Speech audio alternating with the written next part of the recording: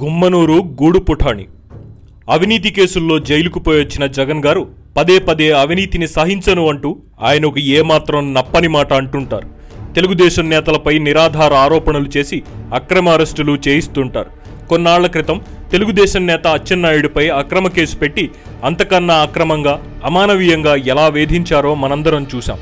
అయితే కేవలం జనం దృష్టిని ప్రతిపక్షం దృష్టిని పక్కదారి పట్టించడానికే ఎలాంటి ఆధారాలు లేకున్నా అచ్చెన్నాయుడును అరెస్టు చేశారన్న విషయం మీకు తెలుసా? తెర వెనుక గూడు పుఠాణి తెలుసుకునే ముందు మనం ఒకసారి ఈ ఫోటో చూద్దాం.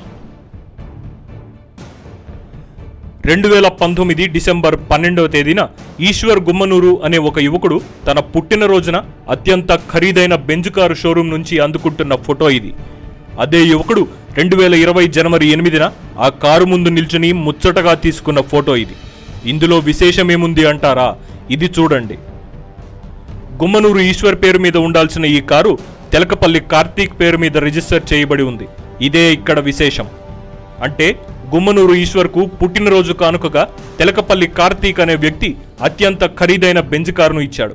ఇంతకీ వీళ్ళిద్దరి మధ్య అంత బలమైన సంబంధం ఏంటనేగా మీ ప్రశ్న?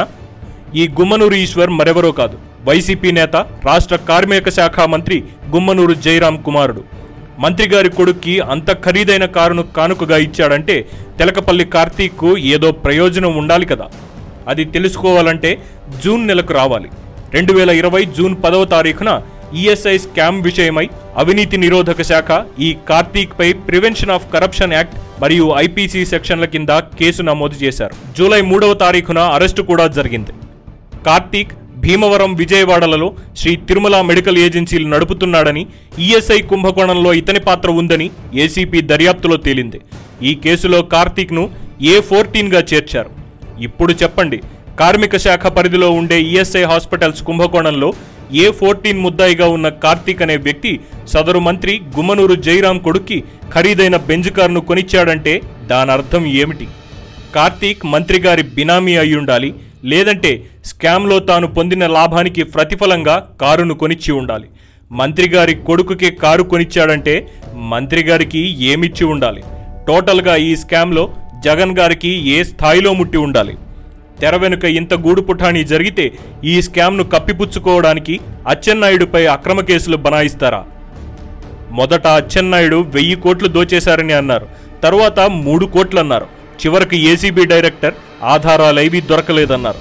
అంటే కేవలం తెర వెనుక వైసీపీ మంత్రి స్కామ్ బయటపడకుండా జనం దృష్టిని మరల్చడానికే ఆధారాలు లేకపోయినా అచ్చెన్నాయుడు మీద కావాలనే అక్రమ కేసు పెట్టారన్నమాట. కానీ ఇప్పుడు ఈఎస్ఐ స్కామ్లో మీ కార్మిక మంత్రి పాత్రపై స్పష్టమైన ఆధారాలతో వచ్చింది తెలుగుదేశం. జగన్ గారు, ఇప్పుడు చెప్పండి, మీరు ఏర్పాటు చేసిన 14400 నెంబరు పనిచేస్తోందా, లేక మీరే ఈ వ్యవహారంపై దర్యాప్తుకు ఆదేశిస్తారా? ఈ స్కామ్లో మీ వాటా లేదు అనుకుంటే వెంటనే మీ మంత్రి చేత రాజీనామా చేయించండి, అరెస్టుకు ఆదేశించండి. అచ్చెన్నాయుడు ఇంటికి గోడ దూకి వెళ్ళినట్లు మీ మంత్రి ఇంటికి ఎలా వెళ్లమంటారో పోలీసులకు చెప్పి పంపండి. లేదంటే ఈ స్కామ్లో మీ పాత్ర కూడా ఉందని ఒప్పుకోండి.